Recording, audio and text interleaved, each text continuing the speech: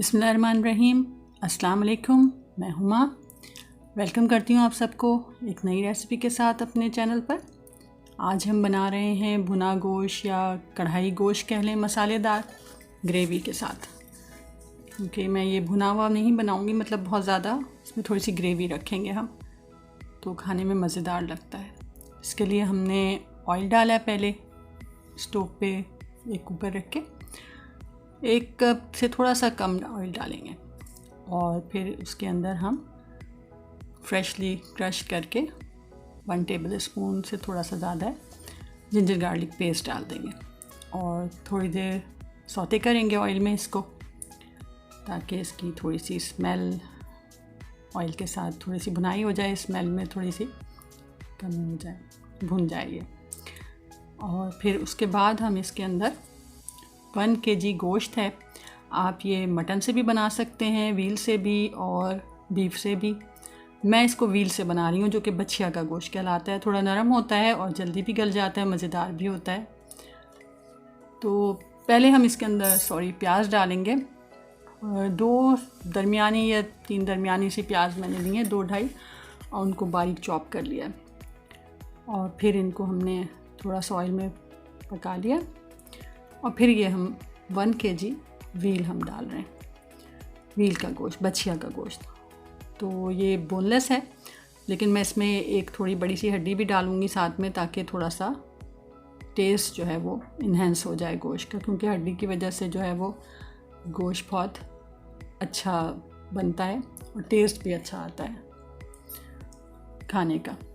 और ज़ाहिर ग़िज़ाइयत में भी अच्छी होती है, हड्डी वाला कोई ज़्यादा बेहतर होता है, लेकिन बच्चे नहीं खाते इसलिए हम बोनलेस ही ज़्यादा यूज़ करते हैं।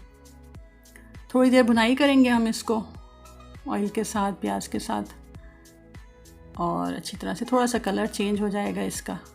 इतनी देर थोड़ी आपने 2-3 मिनट 4 मिनट लगेंगे, भुनाई करेंगे।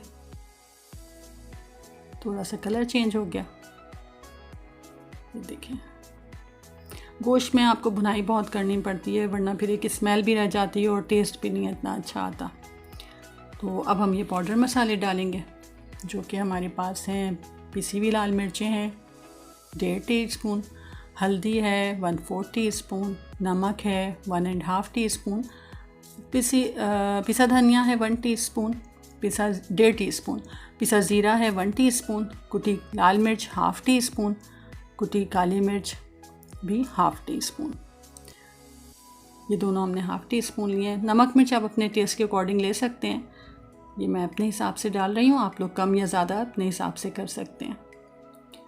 ये सब हम इसके अंदर डालेंगे और इनकी भी थोड़ी सी भुनाई करेंगे गोश्त के साथ, ताकि मसालों का कच्चापन ख़त्म हो जाए और सब गोश्त में अच्छी तरह से मिक्स हो जाए मसाले। इसको भी थोड़ा सा भूनेंगे। और यहाँ पे मैं जो है तकरीबन 1 टीस्पून भर के कश्मीरी लाल मिर्च डालूँगी।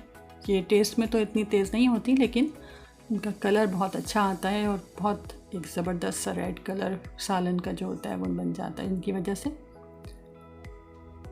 और इन सब को अब मैं भुनाई करूँगी अच्छी तरह से।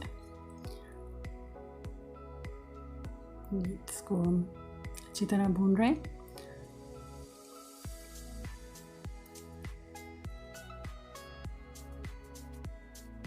भुनाई में थोड़ा टाइम लगता है, थोड़ा सा पेशेंस के साथ हमें भुनाई करनी है। ये देखें, थोड़ा टाइम ज़्यादा था इसलिए ज़रा सा तेज़ कर दिया। अब हम जो हैं वो टमाटर हैं, ये हमारे पास, जिनको हमने बारीक चॉप कर लिया है। 2 बड़े साइज़ के टमाटर थे, जिनको मैंने इसी तरह छोटे चॉपर में, जैसे प्याज की थी इतनी बारीक, इसी तरह से टमाटरों को भी बारीक चॉप कर लिया। बारीक चॉप करने से ये होता है कि ये अच्छी तरह से मिक्स हो जाते हैं और जब सालन तैयार होता है तो इनके चंक्स मुंह में नहीं आते हैं। जैसे सालन में बीच में खाते हुए टमाटर आ जाते हैं साबुत या थोड़े स्लाइस हुए हुए, तो वो अच्छे नहीं लगते। इसकी एक स्मूथ सी ग्रेवी बन जाती है, इसलिए मैं अक्सर इसी तरह बारीक चॉप करके डाल देती हूँ, जल्दी घुल जाते हैं। इनको भी हम अच्छी तरह से मिक्स करेंगे और थोड़ी अच्छी तरह से ग्रेवी को मिक्स करके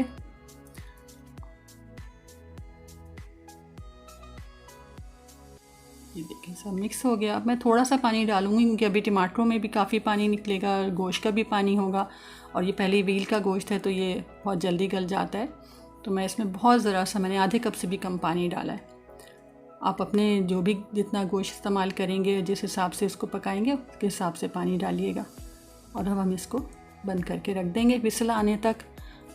और उसके बाद तकरीबन 10 मिनट मैंने इसको रखा, 7 मिनट तकरीबन विसल के बाद और 2 मिनट पहले या 2-3 मिनट। अब ये जब बिल्कुल इसकी एयर निकल गई तो फिर मैंने इसको खोल लिया कुकर को। और ये देखें, ये ग्रेवी सारी अच्छी तरह से हमारी बन गई है, टमाटर वगैरह सब डिज़ोल्व हो गए। हम इसकी गोश्त की चेक करेंगे कि ये गल चुका है या नहीं। इसे तो इतनी देर में आराम से गल जाता है। ये देखें, गल चुका है गोश्त। अब मैं इसको थोड़ा सा भून कर और नमक चेक कर रही हूँ। नमक चेक करने के लिए आपको ऊपर से नहीं लेना होता है। अगर आप ऊपर से लेंगे तो सिर्फ ऑयल आएगा जिसमें से कोई भी टेस्ट आपको पता नहीं चलेगा। तो थोड़ा सा चम्मच हिला के और नीचे से जो ग्रेवी होती है उसको लेके चेक किया करें। नमक कम या ज़्यादा हो तो आप इस स्टेज पे और डाल सकते हैं, मिर्च नमक जो भी कुछ हो वो अपने हिसाब से। अब मैंने इसका थोड़ा पानी खुश्क कर लिया भुनाई करके। और अब ये जो मैंने हड्डी डाली थी इसके अंदर एक, वो मैं बाहर निकालूंगी क्योंकि इसका काम ख़त्म हो गया। हमें जो भी इसका अरक चाहिए था और वो हमें मिल चुका है। तो अब इसको मैंने निकाल दिया। अब यहाँ पर मैं इसमें 1 टीस्पून तकरीबन पिसा गरम मसाला डालूँगी और साथ ही कसूरी मेथी हम इसमें डालेंगे 1 टेबल स्पून। और ये दोनों चीज़ें जाके डाल के अब मैं इनकी थोड़ी सी फिर भून लूँगी इनको, सालन को थोड़ा सा 2 मिनट के लिए मिक्स करके। और थोड़ी देर को मैंने 2 मिनट को चम्मच चलाया, भुना इसको। और फिर मैं अब यहाँ पर तकरीबन थिक योगर्ट है मेरे पास, 2 टेबल स्पून के करीब मैंने खूब भर के 1 टेबल स्पून डाला है, जो तकरीबन 2 टेबल स्पून के बराबर है। ये मैंने इसमें डाली है। और अब मैं इसको मिक्स करके थोड़ी देर के लिए भुनाई करूँगी इसकी भी। देखें, इससे टमाटर और दही दोनों मिलके ग्रेवी भी अच्छी बनेगी और टेस्ट बहुत ज़बरदस्त हो जाता है। अगर हम इसको भुना हुआ बहुत ज़्यादा बनाएंगे तो फिर वो खाने में इतना मज़े का नहीं लगता, खाली बोटियाँ सी रह जाती हैं। ग्रेवी कम होती है तो वो मज़े का भी नहीं इतना लगता, रूखा रूखा सा लगता है। इसलिए मैं इसमें थोड़ी सी ग्रेवी रख रही हूँ। अब मैंने इसमें थोड़ी सी जूलियन कटी हुई अदरक डाली है और हरी मिर्चें, मैं 2-3 हरी मिर्चें बड़ी स्लाइस में करके डाल रही हूँ। आप अपने हिसाब से, छोटी अगर मिर्चें हैं, बड़ी हैं, जो भी हैं, जितनी आपने खानी हो उस हिसाब से डालिएगा। अब थोड़ा सी देर मैं इसको फिर से चम्मच चला के और बंद करके रख दूँगी ताकि मिर्चें और अदरक जो है वो, इसका फ्लेवर जो है वो सालन में अच्छी तरह से मिक्स हो जाए।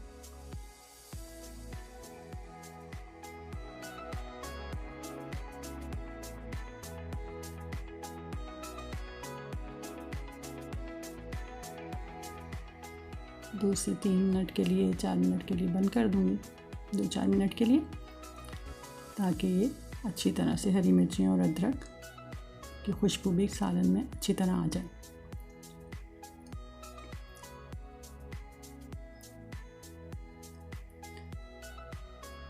अब 2 मिनट के बाद ही हम ढकना हटाएंगे इसका।